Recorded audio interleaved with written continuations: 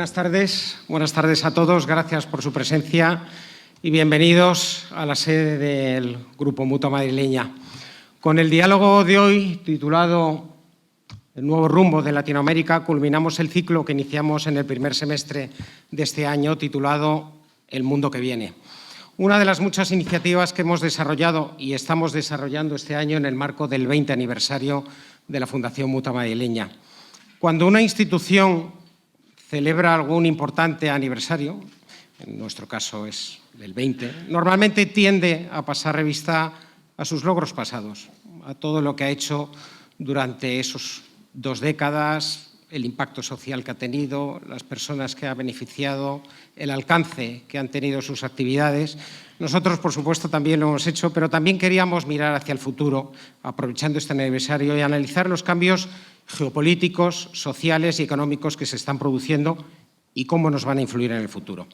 Por eso hemos abordado en los diferentes encuentros que han constituido este ciclo de diálogos, y siempre con invitados de primer nivel, las nuevas fronteras de Europa, con el trasfondo de la invasión de Ucrania por Rusia, la nueva era de las relaciones entre Asia y Occidente, con especial foco en la competencia entre China y Estados Unidos por la hegemonía mundial, la inteligencia artificial y cómo puede y cómo va a influir en nuestras vidas, la proximidad y también la distancia entre España y la América hispana, que analizamos hace ya 3 semanas y que hoy probablemente también surgirá en el diálogo. Y, por último, hoy vamos a abordar la América que viene, el nuevo rumbo de Latinoamérica y los cambios que podemos aventurar que se avecinan. Para tratar esta cuestión contamos hoy con 2 invitados excepcionales, los presidentes Felipe González y Juan Manuel Santos. Creo que hay pocos líderes políticos que puedan abordar esta cuestión como nuestros invitados de hoy. El presidente Felipe González, que ocupó la presidencia del Gobierno de España, como ustedes saben fantásticamente, entre 1982 y 1996, y que, entre otras muchas cosas, abrió, de hecho, las puertas de la relación entre la España actual y los países latinoamericanos. Es una referencia internacional en la política europea y también americana. Y Juan Manuel Santos, presidente de Colombia entre 2010 y 2018, Premio Nobel de la Paz y miembro de la red de líderes mundiales creada por Nelson Mandela, está, al igual que Felipe González, muy atento a todo lo que hay que saber para pronosticar el rumbo que puede tener Latinoamérica. Presidentes, es un honor, un inmenso honor hoy recibirles. Muchas gracias a los 2 por haber aceptado nuestra invitación y estar hoy aquí, por estar de nuevo aquí, ya que les hemos recibido en este auditorio en ocasiones anteriores. Les invito, por lo tanto, a iniciar la conversación, el diálogo, que será moderada por la economista y exdiputada Rocío Martínez Sempere, que conoce muy bien a nuestros 2 invitados. Adelante, por favor. Muy bien, muchísimas gracias, Lorenzo, y muchas felicidades a todo el Grupo Mutua Madrileña por este aniversario y también por organizar este ciclo, ¿no? Porque esta es una frase del presidente González, te la robo, presidente, pero dice que en el mundo que viene la única variable cierta es la incertidumbre, ¿no? Y, por tanto, no es porque yo defienda la parálisis por análisis, o sea, no estoy diciendo que solo nos dediquemos a analizar, pero sí es verdad que es importante y hay que seguir insistiendo en entender y en conocer, porque si no será casi imposible imaginar y transitar por todas estas soluciones que necesitamos, ¿no? Y en este sentido, por eso me parece muy relevante este esfuerzo que está haciendo Mutua Madrileña de tratar de entender mejor nuestro futuro inmediato. Por otro lado, muchas gracias, presidente Santos, muchas gracias, presidente González, por acompañarnos hoy. No creo que sea necesario que les presente a ninguno de nuestros invitados hoy, pero sí déjenme decir 2 cosas, ¿no? Yo creo que los 2, en 2 momentos distintos del tiempo y en sus 2 países, tanto en España como Colombia, han sido 2 presidentes que, más que dedicarse a proclamar las cosas, se han dedicado a hacer cosas para que queden en su país, ¿no? Y, por tanto, yo creo que son 2 presidentes que han aumentado significativamente el patrimonio social y civil de cada uno de sus países, ¿no? Y eso, al final, es el único juicio político relevante.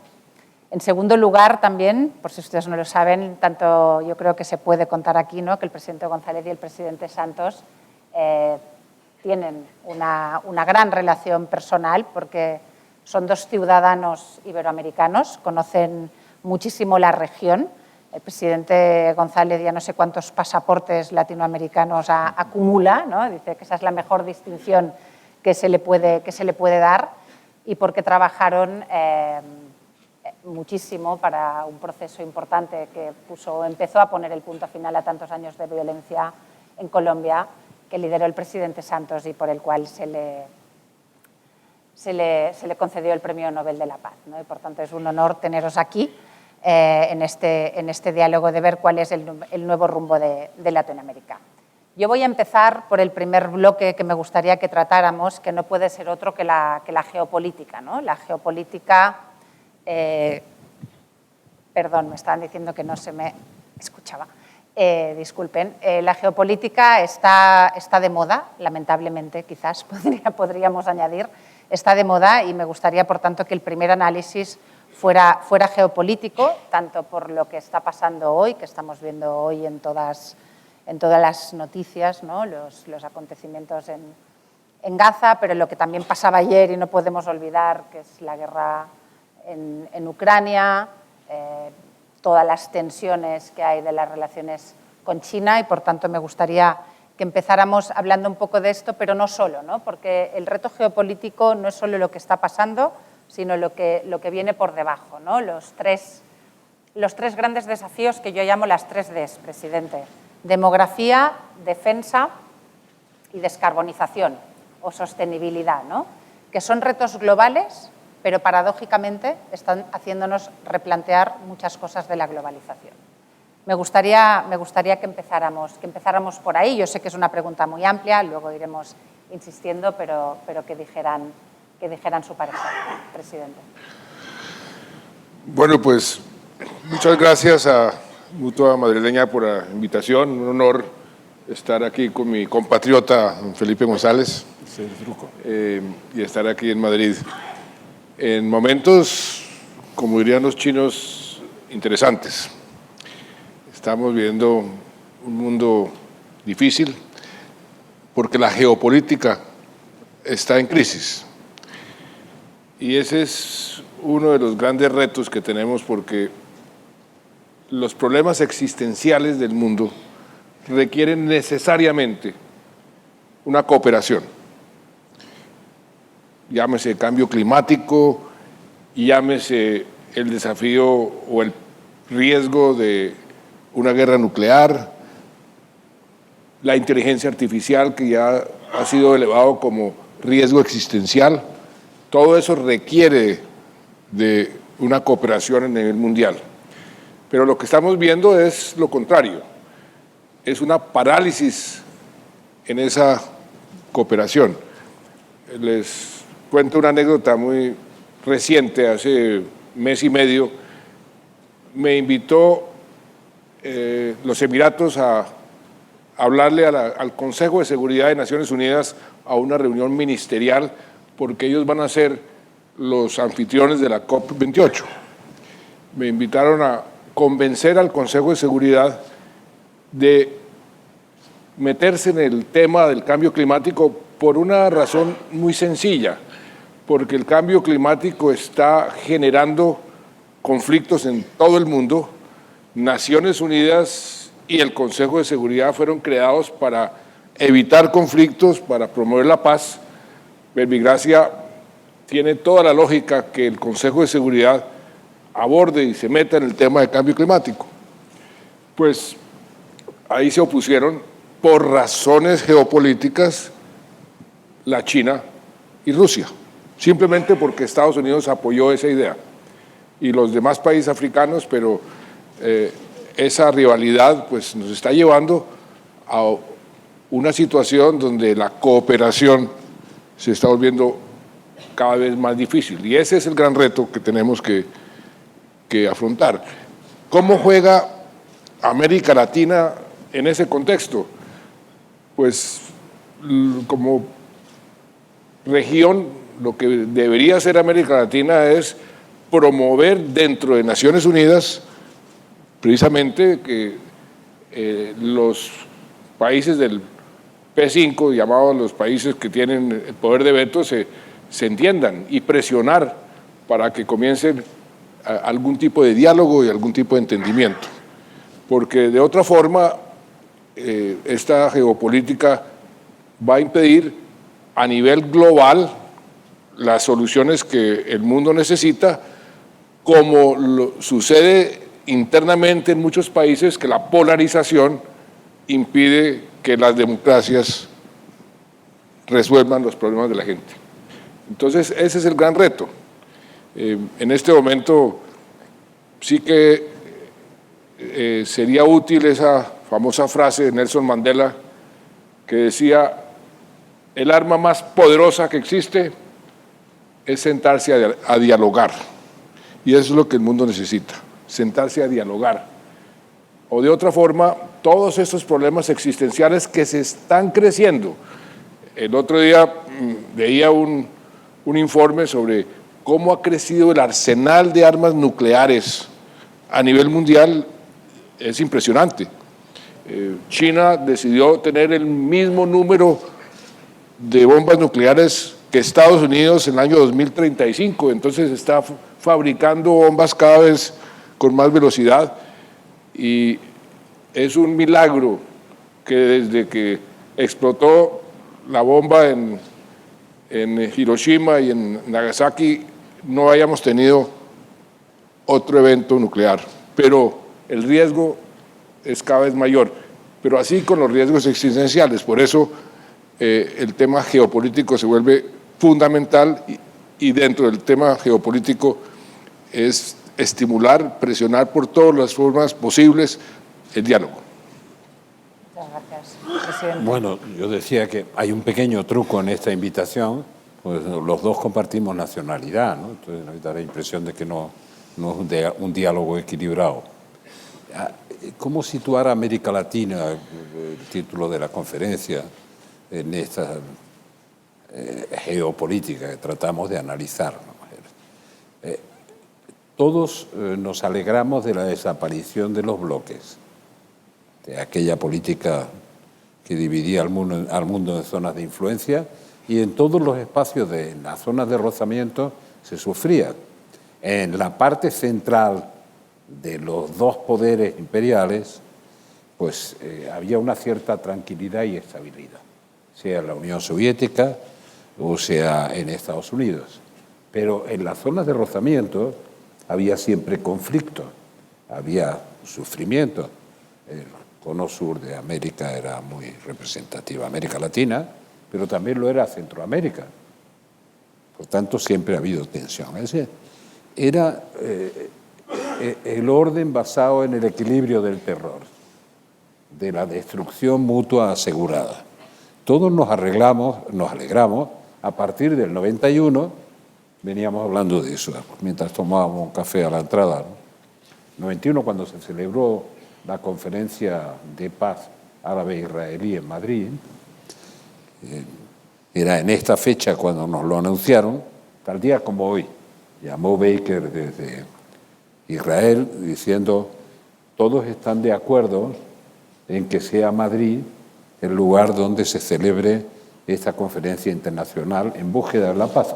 Lo de internacional lo digo, pero lo debía quitar, porque el último día Israel dijo que no era internacional. Así que hubo que cambiar todas las 7 u 8 mil galletas que se habían hecho para la solapa en la última noche. ¿Sí? Y tienen de plazo 10 días. ¿Están dispuestos a organizarla? Y pobre Fernández Ordóñez me llamaba por la noche y me decía: llama a Baker, tiene que anunciar mañana el lugar de la conferencia, un jueves. Y me pregunta que si estamos dispuestos a organizarlo. Todos los países europeos, más o menos, habían luchado por organizarlo. Era un acontecimiento nuevo, atractivo, esperanzador, no sé cuántas cosas más, ¿no? Nosotros no estábamos en eso. Y le contesté a Fernández Ordóñez, acabo de comentarlo, ¿le podemos decir algo diferente de que sí, que estamos dispuestos? Y no, ¿cómo vamos a decir que no?, decía el ministro de Exteriores. Pues dile que sí, y que lo anuncie mañana. Y a partir de ahí hubo 10 días de vértigo que terminaron, que es lo que más me interesa decir. Ahora dice, a los que eran sabios decían, pero esto no va a servir para nada, ¿no? Ahora, 30 y pico años después, dice, esto no va a servir para nada, lo que tú dices del diálogo es la negación del diálogo. Sentarse a dialogar no iba a servir para nada. Claro, visto los acontecimientos de hoy, es fácil decir, y teníamos razón los que decían que no iba a servir para nada. Pero aquí estamos, y se produjo así.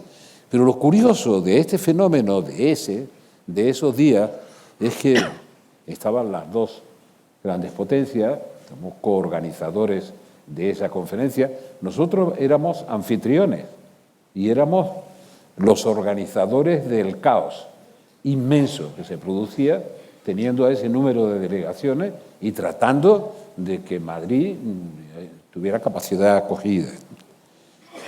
Pero lo más interesante de ese fenómeno es que en esa fecha se produce, con advertencia previa del viejo Bush, cuando se reunió conmigo, y al día siguiente se reunió Gorbachev, yo iba recibiendo a todas las delegaciones, desde las dos grandes potencias que copatrocinaban la conferencia, hasta todos los países participantes. Israel, en ese momento, estaba al frente del gobierno Shamir, y no era fácil nada. Pero bueno, en esa conferencia Bush me dijo que, según su información, hablo del viejo Bush, para no confundir, que según su información, el problema de la caída de Gorbachev era más un problema de semanas que de meses. Estoy hablando 30 de octubre, 1 de noviembre, en esa fecha que hicimos la conferencia. Y el 25 de diciembre, Bush estaba fuera del poder y la Unión Soviética se había disuelto. Digo Gorbachev. Y no fue Gorbachev quien lo decidió. El mundo cambió. Ya venían varios intentos, cambió radicalmente. Nosotros estábamos centrados en el tema de la conferencia, pero hicimos una reunión, una cena en el Palacio de la Zarzuela, y Bush y Gorbachev hablaron de ese tema del que no habían querido hablar, pero me autorizaron a que yo hablara. En nombre de Bush me dijo, si tú quieres decírselo, yo diplomáticamente, ¿cómo se le dice al presidente de la otra superpotencia que lo van a tumbar? Y pues se le dice llevándolo aparte, claro, no se lo va a decir con una delegación de 80, de nuevo el diálogo. Bueno, sobre todo lo que quiero resaltar es que eso ocurre a 1 de noviembre, el 25 de diciembre Gorbachev es obligado a dimitir y además firma la disolución de la Unión Soviética, no porque lo decide Yeltsin, y aparecen otras cosas, la que sea. Pues bienvenido el momento en que dejamos atrás el equilibrio, aunque se había suavizado y se habían llegado a muchos acuerdos, Gorbachev-Bush, incluso Gorbachev-Reagan, inmediatamente antes. Pero bienvenido el momento en que desaparece ese equilibrio del terror. Pero el equilibrio del terror se va sustituyendo, hay varios intentos, ¿no? Estados Unidos después cree que puede ser, sobre todo después de Torres Gemelas, el gendarme del mundo, imponer el orden mundial internacionalmente, se empiezan a cometer errores. Y después hay una presión internacional enorme, donde quería llegar para hacer una referencia a América Latina, una presión internacional enorme en defensa del multilateralismo puro. Dice, salgamos de las políticas de influencia, de políticas de bloque, no sé. Por tanto, había la maravillosa pretensión de que un país, digamos, con 10 millones de habitantes, o con 5, o con 4, da igual, los hay de todo, pesara en el orden internacional lo mismo que la India. Oiga, este es el multilateralismo puro. Pero no se lo cree nadie. No es posible imaginar que países con tanta diferencia de demografía, de peso, pesen lo mismo en las relaciones internacionales. Por tanto, de ese multilateralismo puro, irrealizable, estamos pasando a nuevas zonas de influencia, atravesadas por intereses que convergen. No siempre se mantiene la convergencia. China ha conseguido que Arabia Saudí e Irán parezcan estar de acuerdo, sino hace 1000 años. No estoy exagerando. Hace 1000 años que se confrontan sunitas y chiitas en todo el mundo. Y si alguien cree que eso lo va a resolver una intervención china para ponerlo de acuerdo, no va a ser verdad. Por tanto, pensando en América Latina una y otra vez, y en los conflictos que estamos viviendo, Ucrania por una parte, y el dramático que estamos viviendo en este momento de israelo-palestino con el ataque terrorista de Hamas, el escenario tremendo que se está produciendo después de lo que ha pasado con el hospital. Solo es posible intentar que haya una cierta compensación de poderes a nivel internacional en la que se tienen que dar coordinación de intereses y también modelos de fondo. Por tanto, yo pienso más en el regionalismo abierto que en el multilateralismo puro. Pues en ninguno de los países europeos, el más poderoso de ellos se supone que es Alemania, considerado al margen de la Unión Europea y de lo que podría y debería hacer, a más de lo que hace la Unión Europea, ninguno tiene un peso específico suficiente para ser decisivo en la confrontación China-Estados Unidos. No, se habla de la confrontación China-Estados Unidos y se olvida lo demás, pero es que la India tiene más habitantes que China. África va a tener más habitantes que nadie, pero enseguida. Por lo tanto, un regionalismo abierto, y por eso la Unión Europea en eso es inspiradora, que esté más allá de enfrentamientos ideológicos y que tenga algunos principios que sí se acepten como modelo.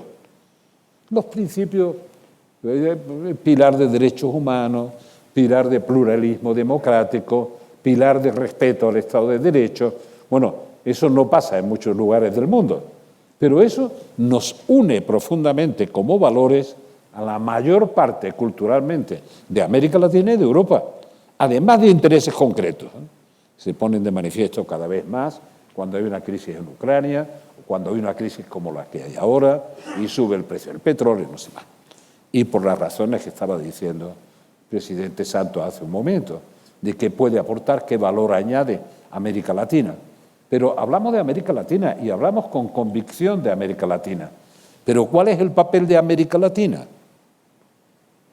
Me reuní con unos muchachos allí en Cartagena hace como 3 o 4 años, de toda la región, y venía en un vuelo, en aquel momento, que era de Avianca,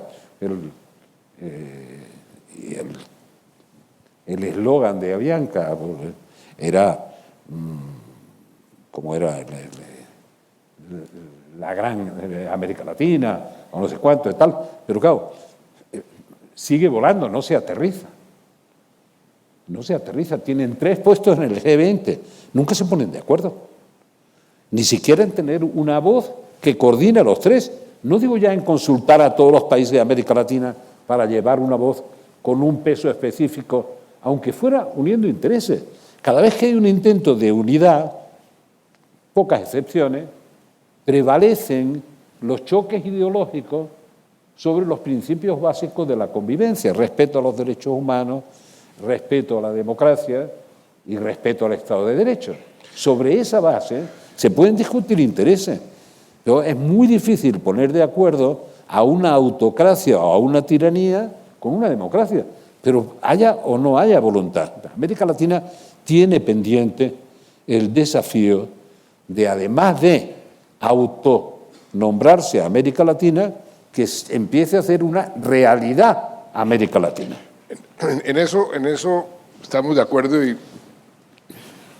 intentos de crear ese regionalismo abierto hay varios. El Pacto Andino, Mercosur. Tal vez el ejemplo más exitoso fue la Alianza del Pacífico. ¿Sí? ¿Y por qué fue exitosa?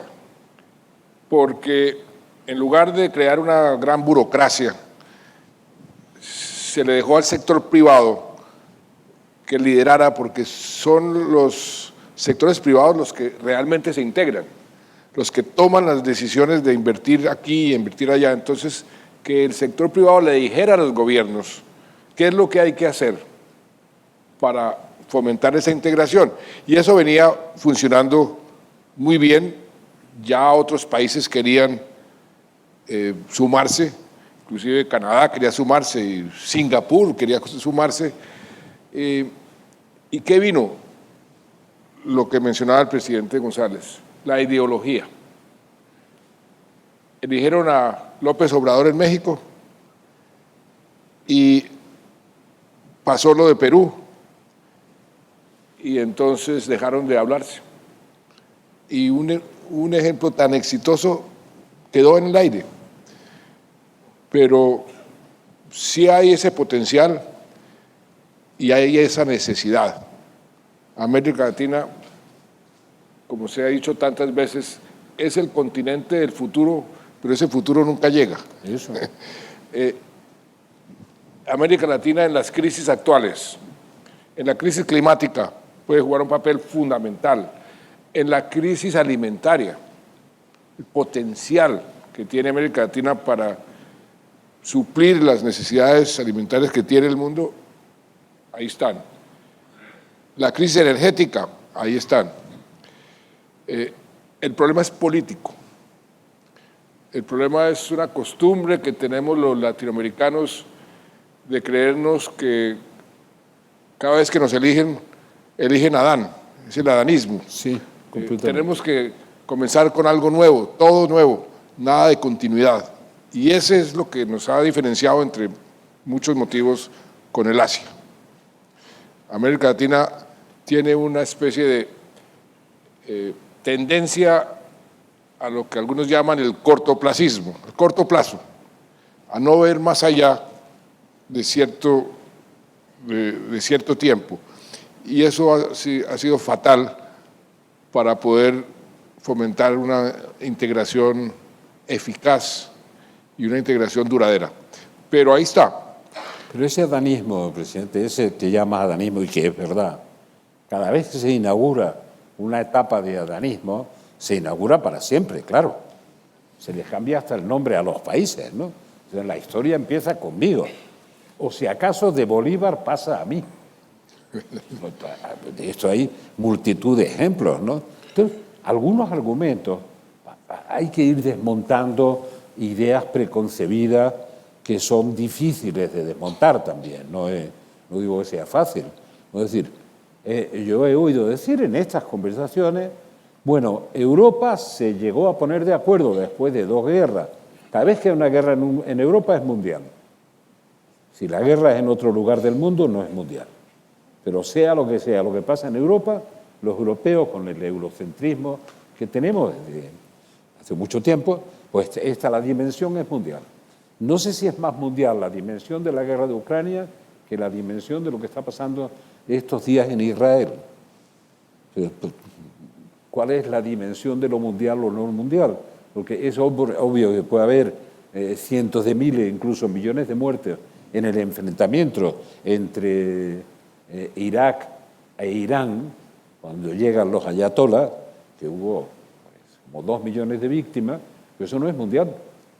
Es simplemente un enfrentamiento a las dos partes, en la que, por cierto, voy a dejar que haga esto, algunas de las discusiones que he tenido en Teherán, Israel,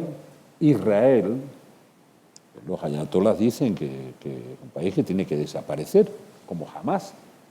La autoridad palestina acepta que Israel tiene derecho a existir, pero Hamás dice que Israel no tiene derecho a existir. También lo dice Irán.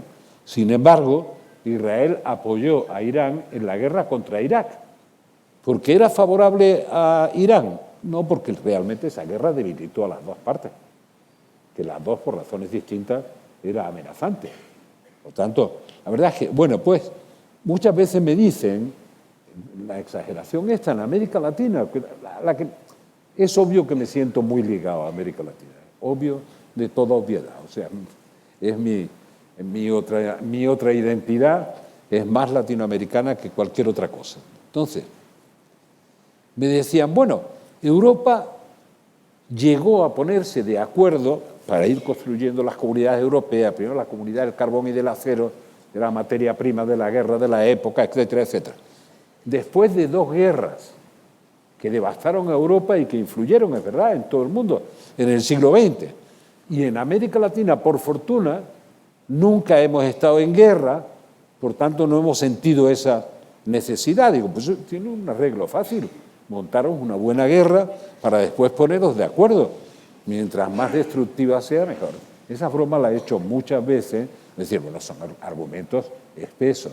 En la relación con Estados Unidos, que es obvio que ha intervenido muchas veces, que muchas veces ha cometido errores, que todos conocemos, en la relación con Estados Unidos es una relación bien peculiar, porque América Latina ve a Estados Unidos y cuando Estados Unidos no está presente, no está suficientemente atento, la queja es generalizada. Y cuando está atento, la queja es todavía mayor. Ni contigo ni sin ti tienen mis males remedios. O sea que ni quieren que intervengan ni quieren que no intervengan. Que se preocupe, pero no intervenga. Pero no, normalizar esa relación va a costar mucho tiempo, por muchísimas razones que no son del caso. Ahora, ¿tiene fundamento América Latina para crear ese regionalismo abierto que lo haga avanzar en un entendimiento no de ideología, sí de principios de funcionamiento democrático, pero no de ideología, sino de intereses? Yo goberné muchos años, no sé cuánto, mucho. Nunca coincidí con los socialdemócratas alemanes. Siempre fue con los cristianos demócratas, fundamentalmente con Helmut Kohl, durante todo el tiempo. ¿Había un entendimiento razonable? Sí, porque era curioso, veía, se dividen las ideologías, ¿no? Dice, hay una línea vertical que divide lo que consideramos izquierda y derecha, políticas más a la izquierda, más progresistas, más sociales, lo que quieran, y una línea horizontal en la que coinciden si te pones de acuerdo en los intereses. ¿Qué le interesa al conjunto de Europa? Bueno, la potencia de la línea horizontal en Europa es tan grande que les diré algo que les sorprenderá, porque estamos viviendo eso en tantas cosas, incluso entre nosotros. Recuerdo a Margaret Thatcher quejándose de los avances en la construcción europea en Maastricht, en el paso de las comunidades europeas a la Unión Europea. Ella me decía, es un disparate, yo voy a estar en contra de que se avance en este proceso de federalización y de entrega de más competencias a la Unión Europea. Y por tanto, dice, ahora, tienes que saber una cosa, me decía, yo nunca me voy a apear del tren europeo, nunca. O sea, nunca va a hacer un Brexit, para entenderlo. Jamás se le hubiera ocurrido. Es más, ella decía, yo no me bajo del tren, trato de parar la velocidad de crucero de esto, de traspaso de competencia, no. Y ahora les digo porque todos tenemos problemas, como es natural, ¿no? Les digo, ¿encuentran a alguno de los que llevaron al Brexit en Gran Bretaña defendiendo el Brexit? ¿O después de hacer la faena han desaparecido y descansan no sabemos dónde? Mientras que la mayoría de los británicos quieren volver atrás a lo que se ha hecho casi irreversible. Bueno, vuelvo a la dimensión latinoamericana. Cuando hoy me preguntaba Rocío, antes de esto, que no la estamos dejando hablar, posición latinoamericana respecto al conflicto árabe-israelí. No digo que eso sea fácil, es probablemente la respuesta más difícil que uno puede dar en una situación de esa naturaleza. Pero es que yo creo que ni lo intenta América Latina. Ni lo intenta. Cada uno va por su lado. Respecto a la guerra de Ucrania, tampoco hay una posición. No digo que sea inevitable o inexorable. Digo que se multiplican las divisiones y además las divisiones que no son tan grandes se hacen grandes. Bueno, ya el colmo fue que todavía no te lo he ofrecido, la interpretación del conflicto palestino que acaba de hacer Maduro. Me parece una genialidad. Dice, Jesucristo, ese niño palestino, dice él, este que nace en Nazaret y en Belén, Palestina. Bueno, pues hizo una descripción de Sion fantástico y de cómo el imperio, que termina diciendo que es el imperio español, aplasta al niño palestino. Es una de las cosas, de las maravillas que expone en un discurso a su pueblo. Bueno, ni siquiera sabe lo que son las tribus de Sion, nadie se lo ha explicado. No es porque no tenga gente al lado que lo pueda asesorar para que no se despiste tanto. Pero en todo caso, América Latina necesita construir un regionalismo abierto. El que mejor ha funcionado es el que menos burocracia tiene, que es verdad, pero tiene su límite, porque de pronto se introduce una dosis de ideologización no racional y empiezan a saltar todas las alarmas y a volverse atrás. ¿Qué es lo que está pasando ahora? ¿Qué es lo que está pasando ahora? Por tanto, respecto al conflicto de Israel, no quiero dejarlo pasar, es decir, ellos no se pronuncian y ustedes tampoco y tal. No, que haya gente que niegue que lo que ha hecho Hamás en Israel es un ataque terrorista absolutamente condenable, inaceptable, horroroso. Y después es que vive en un mundo. Es que he oído decir a dirigentes que lo utilizan para lucha interna, cosa que no voy a hacer, pero ¿quién ha definido a Hamás como una organización terrorista? Ellos. Quieren irse al diccionario de la lengua, está claro. Ellos no hacen lo mismo que la autoridad palestina, hacen lo que hacen. Que la respuesta tiene que ser una respuesta acorde con el derecho internacional, sin duda. Pero les diré algo que sí me duele decirlo, porque estoy convencido. Ahora más lejos que nunca, un posible acuerdo que nos lleve a la paz.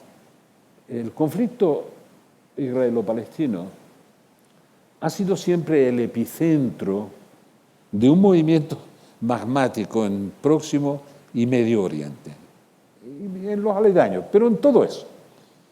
Incluso cuando está tranquilo el epicentro, la gente tiende a olvidarse porque es más importante lo que pasa en Siria, lo que pasa en Irak, lo que pasa en donde sea, incluso en Afganistán, donde sea. Por tanto, tiende a olvidarse, pero sigue estando ahí. Y es el que más emociones crea en todo el mundo. Iba a decir más solidaridad, no es exacto. El que más emociones crea, ese conflicto, de parte y parte. Y por eso no tengo más remedio que acordarme de Isaac Rabin, que estuvo en el momento más próximo a avanzar. Yo tenía mucha amistad con Simón Pérez, mucha. Y tenía mucho respeto por Isaac Rabin. Y poco tiempo antes de su asesinato, no gratuito, poco tiempo antes de su asesinato estábamos en la Casa Blanca firmando los acuerdos de Oslo con el reconocimiento de la autoridad palestina como un paso más en ese camino. Y entre otras cosas, que no quiero ni siquiera mencionar ahora, Isaac Rabin me decía: tienes que hablar con tu amigo Simón Pérez. Me decía, yo es tu ministro, ¿cómo? Mi amigo, claro, pero es tu ministro, ¿cómo me dice que tengo que hablar? Y yo, sí, porque le tienes que pedir, por favor, que no cuente el final de la negociación, que no la cuente. Porque si cuenta el final, este es el principio de la negociación para los que tenemos delante, y es lógico que sea el principio de la negociación. Pero Israel tiene que comprender que nosotros podemos ganar, como pasó con la guerra de Yom Kippur, podemos ganar guerras en las que intervengan Egipto, Siria, los países que sean, dice, y podemos llegar a ganarlas. No digo que sea inexorable, es peligroso, pero nunca podemos ganar la guerra al pueblo palestino. Nunca. Pero por eso... Es un oxímoron, no es posible. Por eso hay que buscar una solución de paz, porque el pueblo palestino no lo pueden hacer desaparecer, ni menos exterminar, no pueden. Eso Israel no puede. En su ADN, en su moral democrática, no puede hacer eso. Por tanto, tienen que llegar a un acuerdo. Ahora parece imposible el acuerdo. Pero por eso precisamente Rabin hizo algo muy audaz, que fue decir, yo negocio con el terrorismo, con Arafat, y al mismo tiempo hago la guerra. Y hago la guerra como si no estuviera negociando y negocio como si no hubiese guerra. Lo separó completamente, pero digo, tiene que haber diálogo por esos motivos. Algo parecido hay que hacer ahora. Yo utilicé, se llamó la doctrina Rabin. Yo le dije a las FARC, vamos a hacer lo mismo que hizo el primer ministro israelí con Arafat. Yo voy a hablar con ustedes, pero seguimos la guerra. Y en la guerra, como si no estuviéramos hablando, hasta que nos pongamos de acuerdo. Y funcionó. En este momento, tanto en Ucrania, como ahora que no sabemos para dónde va este horror que está sucediendo en Gaza, no se pueden cortar las comunicaciones del todo, porque no se puede controlar después para dónde va esto. Por eso es tan importante lo del diálogo. Del todo no están cortadas.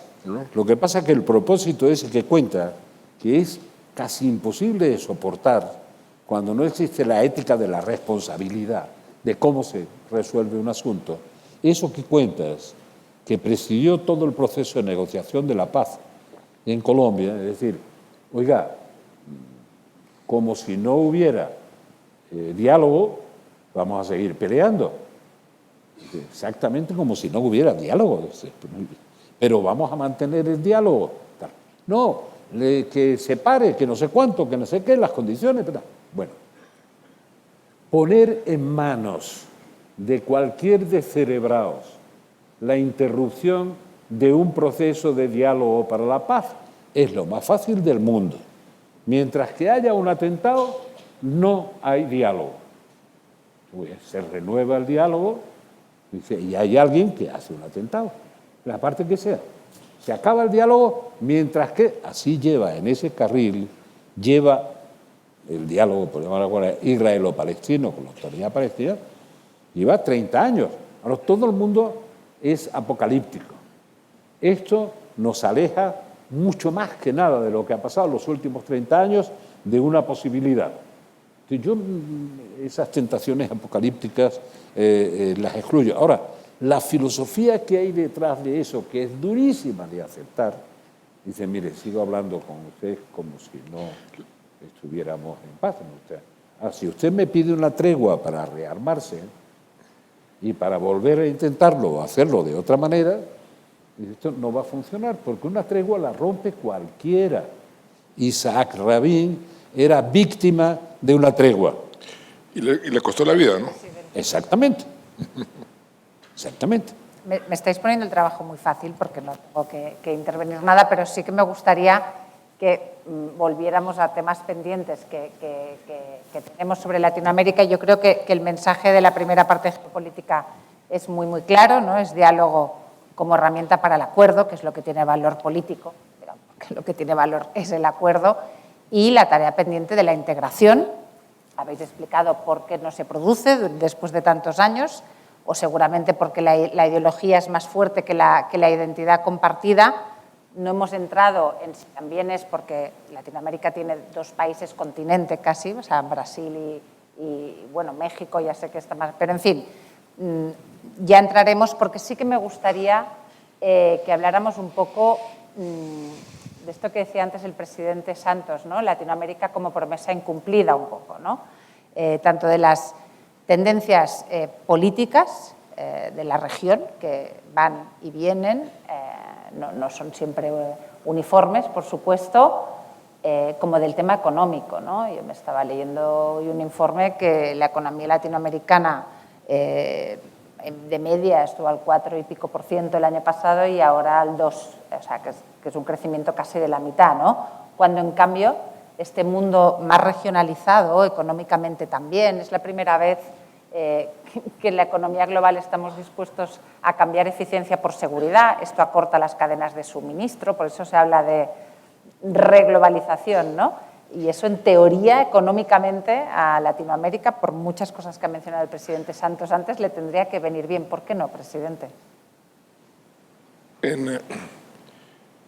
La semana pasada se reunió el Fondo Monetario y el Banco Mundial en Marrakech y ahí produjeron varios informes, entre ellos uno sobre América Latina. Y yo coincido con el análisis que hace este informe. Primero, sube el pronóstico de crecimiento al 2.5%, pero concentra la atención en dos factores muy interesantes y muy preocupantes. El problema número uno que tiene hoy América Latina se llama el crimen organizado. Desde México hasta Patagonia. En todos los países el crimen organizado ha venido creciendo, ha venido usurpándole el territorio a los estados, en todos los países. Y ya el Banco Mundial, sus economistas comienzan a decir, ¿esto cuánto está costando? Y ya hay un primer pronóstico. En este momento le está costando 1% de crecimiento a la región, el factor de criminalidad. Pero lo preocupante es que está creciendo. Y ahí se requiere nuevamente cooperación, porque el crimen organizado, el narcotráfico, es un crimen multinacional y hay que buscarle soluciones multinacionales.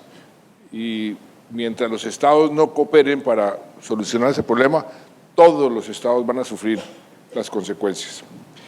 Hacía otro análisis muy interesante este estudio del Banco Mundial y es el déficit que tenemos desde hace muchos años y donde España puede jugar un papel muy importante en materia de infraestructura.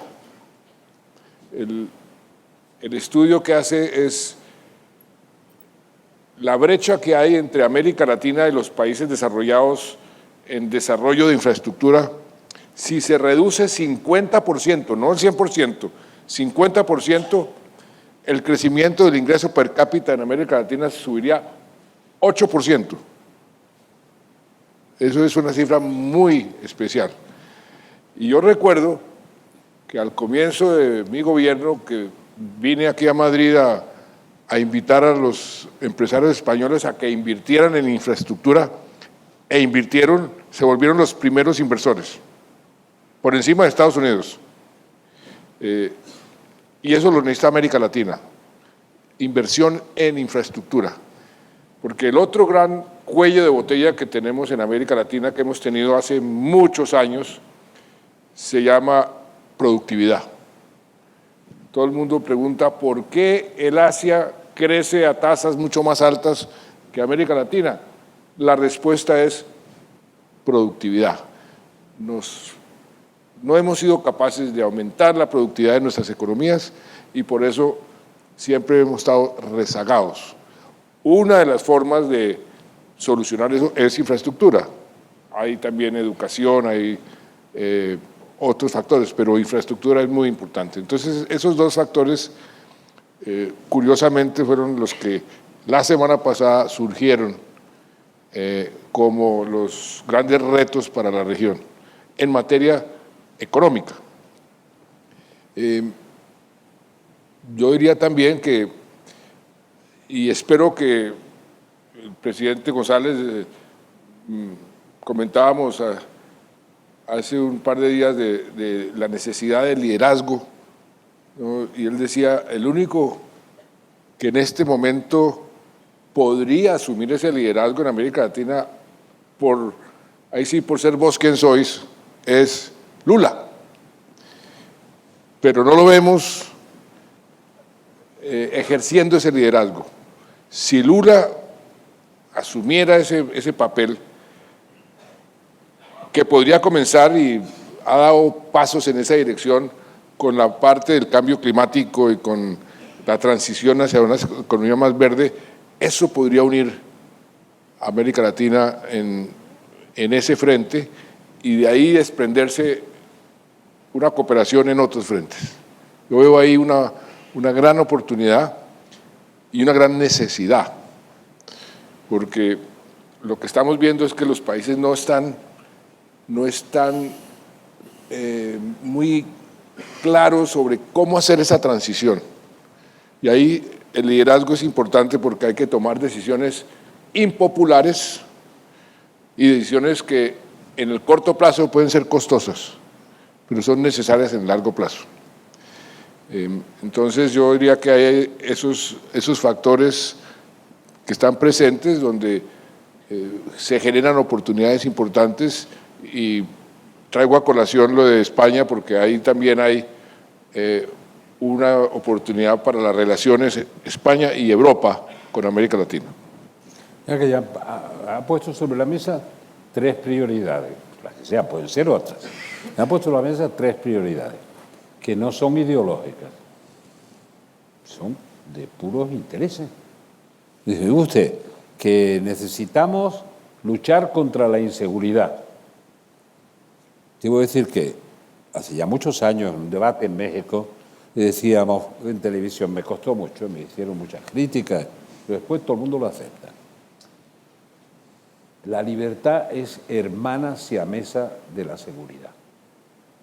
Quien no vive seguro, ni ve segura a su hijo o a su hija que vuelva de una fiesta o de la calle, sin ser amenazados por una inseguridad creciente, por las mafias del narcotráfico, no es libre.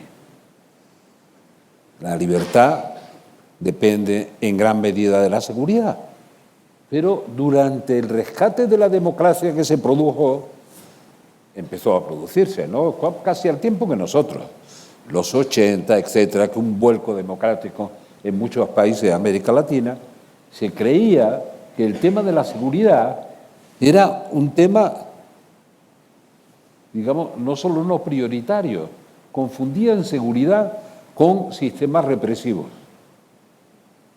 En lugar de ser seguridad como garante de la libertad. Por tanto, ahí tienen una línea. Cooperar en la seguridad entre los países de América Latina es fundamental. Punto número 1. En la infraestructura, bueno, yo recuerdo desde el 92, que fue cuando recibí al presidente Santos, que era ministro de Comercio, y vino a la Exposición Universal de Sevilla en sustitución del presidente Gaviria, que andaba enredado con el malvado, hablando de la criminalidad, con Pablo Escobar. Bueno, por tanto, el tema de la infraestructura lo hemos planteado 1000 veces, en planes desde que hicimos la primera conferencia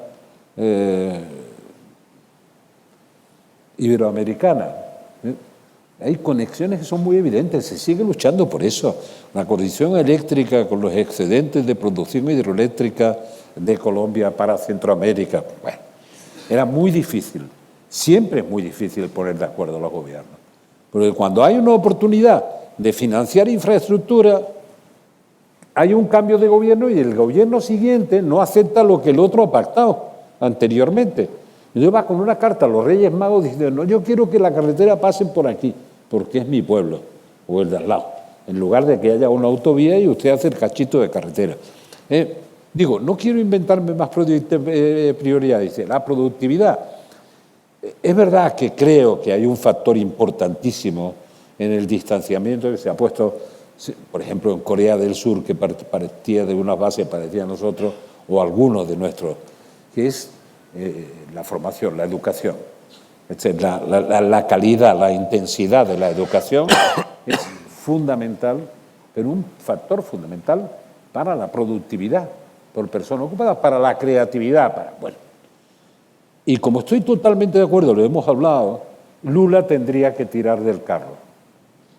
¿Por qué? Porque alguien tiene que plantarse y decir, bueno, el peso de Brasil es tan grande en América Latina, está de salida López Obrador, tampoco le interesa mucho la política internacional, pero está de salida el año que viene, pues Lula debería tener más permanencia. Es verdad que también, como es un país continente, Brasil, pues le entusiasma más pensar que va a haber una moneda para los BRICS ampliados. Europa tardó pues 35 o 40 años de encontrar la manera de que hubiera una moneda.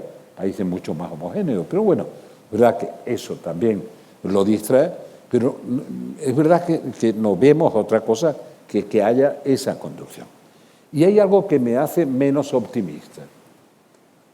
Hace algún tiempo que la política estropea la economía. No sé por qué la política se mide en términos que parece contradictorios con el desarrollo económico, con el bienestar. No digo que la culpa sea solo de la política, pero también es de la política, porque es su función. La política de redistribución del ingreso, bueno, la desigualdad, incluso cuando hay crecimiento, es mayor que era. Y la desigualdad es un factor de sostenibilidad que, si habláramos de medio ambiente, es fundamental corregirlo, porque la redistribución de la renta es cada vez peor. Estamos en un modelo muy, muy, muy peligroso de sostenibilidad que hace que la gente se sienta marginado, se sienta en un permanente cabreo con los sistemas políticos, que degrade la democracia y que pierda valor la democracia, cosa que en todas las mediciones está ocurriendo en América Latina, en todas las mediciones. Yo la defiendo siempre, la democracia, pero un poco de manera churchilliana. Yo sé que es el peor de los sistemas si se excluyen todos los demás. Y las cosas son sencillas de comprender. Mire, la democracia no garantiza el buen gobierno. Cualquiera que lo piense dice, pues tiene razón, no garantiza el buen gobierno. Pero es bueno que dure, porque es la única manera que tenemos de cambiar a los gobiernos que no nos gustan. Porque lo que pasa con los dictadores, con los autócratas, con los tiranos, es que además de que no arreglan los problemas, no los podemos echar. Ahí se quedan en el poder y no los podemos echar. Por lo menos el instrumento democrático te permite decir al gobierno que no nos gusta, lo cambiamos. Es verdad que eso produce muchos cambios de gobierno, pero bueno, es peor no poder cambiar.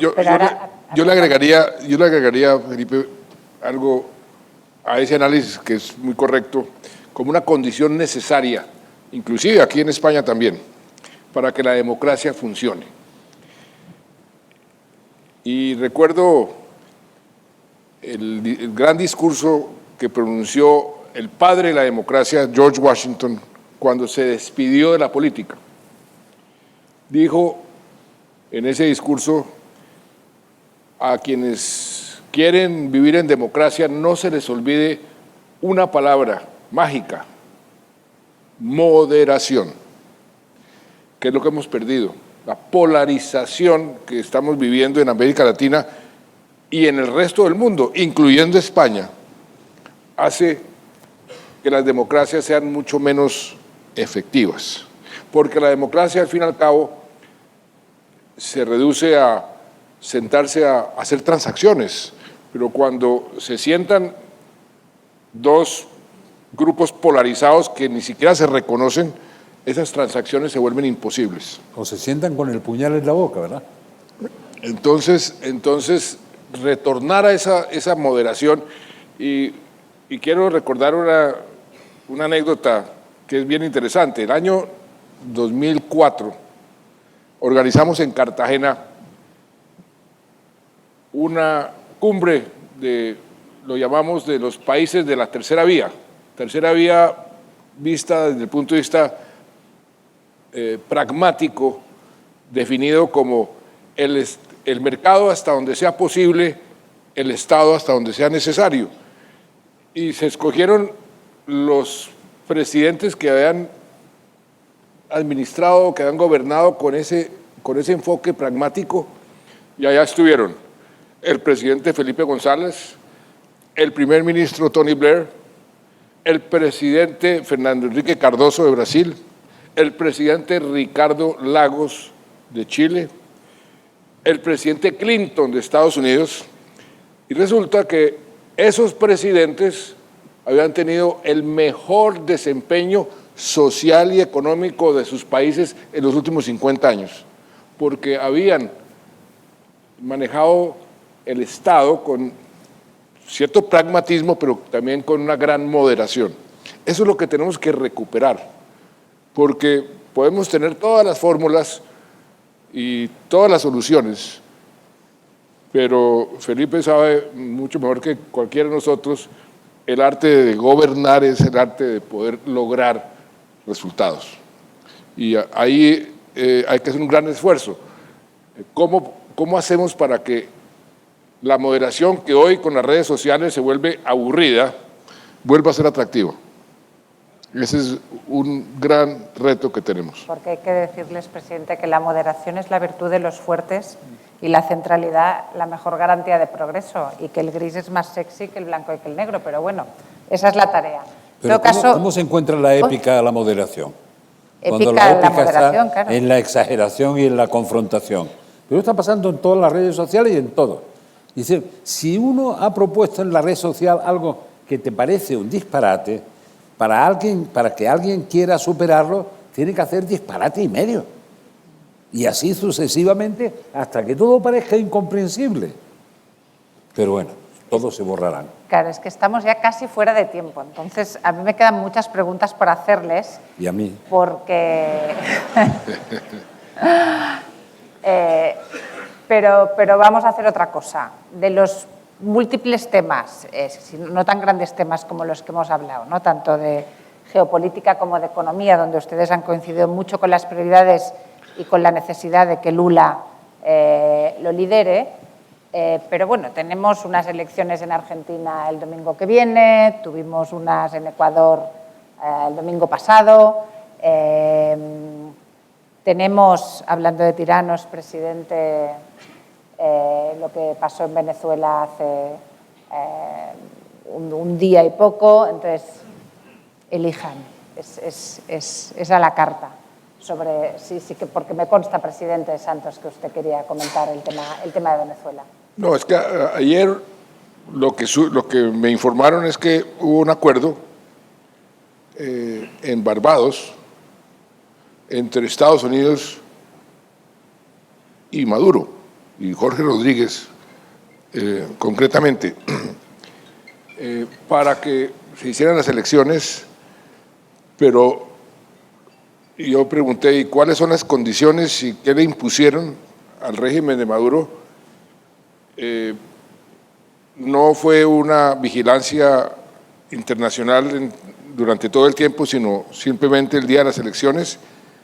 Y lo que más me sorprendió es que no aparece en ningún lado que van a eliminar la inhabilidad. Es decir, los que están inhabilitados, como la señora Machado y otros, no hay ningún compromiso de quitarle la inhabilidad. Entonces, ¿dónde está el acuerdo o cuál es la garantía de que esas elecciones van a ser realmente libres? Hay una garantía, que le ofrezcan a Maduro un candidato que esté dispuesto a perder. Es una garantía. Pónganme un candidato que saque menos del 20% de los votos, que es lo que yo estoy dispuesto a sacar. Punto. Es una operación de blanqueo. Lo que me cuesta trabajo es ver cómo la van a llevar hasta el final, porque no van a poder llevarla hasta el final, no van a poder. No solo por las inhabilitaciones. Es decir, esta cosa, ¿no? Dice, bueno, es que van a liberar a no sé cuántos presos. Imagínense, la mayoría de los llamados presos políticos ahora en Venezuela, que son presos de la tumba y de las cosas que han hecho del SEBIN y no sé qué, la mayoría son militares. Observen bien lo que digo, militares. Se supone que el régimen es un régimen, dicen que es cívico-militar, parece más militar cívico que cívico-militar, pero está así. Entonces, ¿hay una operación de blanqueo? Pues sí, en este caso no de capitales, hay una operación de blanqueo de dictadores. Tiene muchas salidas esto, sí, un poco más de firmeza. No, yo ni siquiera quiero exagerar, un poco más de firmeza, que después tocará blanquear a Daniel Ortega y Murillo. Son mucho peor que Somoza, pero alguien que sea demócrata puede decir eso, tanto si se trata de un tirano de derechas como de un tirano de izquierda, o no. O tenemos que perder la visión de un ojo si es de nuestra cuerda o del otro si es de la cuerda contraria. Ya está bien de broma. Pues, pero no. Vamos a ver, no por exageración, no por radicalismo depende, de estar en las raíces quizá, pero no por exageración. Yo siempre he sido una persona moderada, pero las convicciones no se pueden vender entre otras cosas porque no funciona. Hay 8 millones de venezolanos fuera del país. Y salvo los que ha mandado Maduro en el tren de Aragua para crear inseguridad en toda América Latina, todos se han ido por la miseria, por la explotación, por el robo organizado. El país más rico de América Latina se ha destruido, es un Estado fallido, además de estar destruido. Realmente no podemos expresarnos con es ofensivo que uno se exprese con claridad. Digamos, algunas veces es ofensivo, pues yo algunas veces digo, es que yo digo exactamente lo mismo que decíais ayer, pero es que ayer era ayer y hoy es hoy. Que viendo lo que está pasando, de verdad viendo lo que está pasando ahora con Hamás, con Israel, con lo que acabo de deciros, estoy convencido de que es así, de Isaac Rabin, no sé qué, tenemos un gravísimo problema en esta sociedad de las redes, no ya de lo inmediático, sino de lo gaseoso, ni siquiera líquido, permanentemente cambiante. Es que la mochila de la historia ha desaparecido. O no, se ha despreciado. Y cuando uno desprecia esa mochila, que lo acompaña siempre, esa mochila se vuelve caprichosa y se pone delante de nuestros ojos para recordarnos de dónde venimos. Y no nos deja ver el horizonte. No es la historia que pasó y ya no se va a repetir, es la historia que condiciona, para bien o para mal, lo que va a pasar. Hemos perdido la memoria.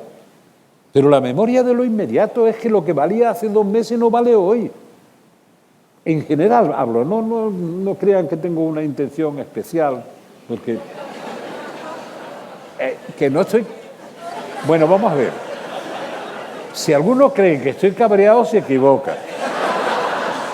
O si es cierto, estoy a partes iguales. Estoy cabreado con la banalidad, con la pérdida de memoria, con la pérdida de vocación de centralidad para entenderse. De verdad que no me gustan las relaciones con el puñal en la boca. Dice, no, siéntate, deja por un momento el puñal, te lo saca de la boca y a lo mejor resulta que te puedes entender. A lo mejor resulta que para reformar esto, por ejemplo, los problemas de seguridad en América Latina, pues hace falta ponerse de acuerdo unos con otros. Son problemas comunes. No, es que ideológicamente es inaceptable. Dice, sí, pero la seguridad es más. La inseguridad es más inaceptable. Aunque no te guste ideológicamente, puedes cambiar de cara. En España, eso sí lo voy a decir intencionalmente, no hay una sola reforma de las que necesitamos, sí, que no pasen por un acuerdo de acuerdo con la votación que se ha producido hace 2 meses. Ni una sola. Así que todos los que están en situación tensa de decir, no, que hay que destruir esto, que hay que... Ni una sola. Necesitamos muchas, muchas. Y yo la defenderé siempre. Me triturarán, sobre todo en las redes, y funcionan muy bien para eso, como máquina trituradora. Pero es que también dura muy poco. Bueno. Presidente, no sé si quieres añadir nada más. No, todo esto nos lleva a lo que decíamos al principio, la necesidad del diálogo constructivo, porque hay una diferencia entre el diálogo per se, que yo simplemente me siento a imponerle mi punto de vista al otro. Dialogamos, pero usted tiene que pensar como pienso yo, o el diálogo constructivo para entender por qué hay esa diferencia y ponernos de acuerdo en la mitad. Ese tipo de diálogo es el que tenemos que fomentar a todo nivel, a nivel de la geopolítica mundial y a nivel de nuestros países y a nivel inclusive muy regional. porque de otra forma, miren lo que está pasando, las democracias en el mundo están a la defensiva, están cada vez más débiles, y si no reversamos esa tendencia como con el cambio climático, si no reversamos el calentamiento global, esto se va a poner, como decimos en Colombia, color de hormiga. Sí. Pero se puede, y hay ejemplos en la historia, muchísimos, de que Se puede. líderes que surgen y logran eso. Y ese es otro gran déficit que tenemos en el mundo, falta de liderazgo, falta de líderes que realmente tengan la audacia y el coraje de tomar decisiones impopulares, necesarias, y persuadir a sus colegas para que tomen un rumbo correcto y no equivocado. Vamos a ver, hay un matiz que quiero hacer por lo de la tercera vía, porque estamos de acuerdo en muchas cosas, tal vez en demasiadas, pero en el nombrecito no. Eso de la tercera vía me da escalofrío, ¿eh? Por la historia que tenemos detrás. Ni comunismo ni capitalismo. ¿Tercera vía qué era? No, esto es serio. Lo que digo es serio, pero de broma. Porque realmente es la intención, el proceso va por ahí. Y un pequeño ejemplo sobre las ideas de cambio climático. Pasamos unos datos a Rocío, que creo que esta tarde ha tenido la ocasión de contrastarlo, de usarlo. Los incendios en Canadá, solo en Canadá, que son una pequeña parte de los incendios forestales en el mundo. Y obviamente no me acuerdo ahora de memoria, pero ¿cuántos son 8,5 millones de hectáreas que han ardido en Canadá? 8,5 millones de Aproximadamente. hectáreas Nos empezamos a y enterar. 25% de emisiones, o sea, de contaminación, solo en los incendios en Canadá, del total mundial. Es impresionante. Imagínate, la cantidad de CO2 que ha tirado a la atmósfera eso. Pero ¿cuándo nos enteramos de la importancia de los incendios en Canadá? Cuando no se podía respirar en Nueva York. Además pasó el Atlántico y llegó aquí. Pero ¿qué está pasando en Nueva York? Que no se puede respirar. Es que está ardiendo a 1.500 kilómetros, 2.000 Canadá. Pues lo mismo está pasando en Siberia, en la tundra.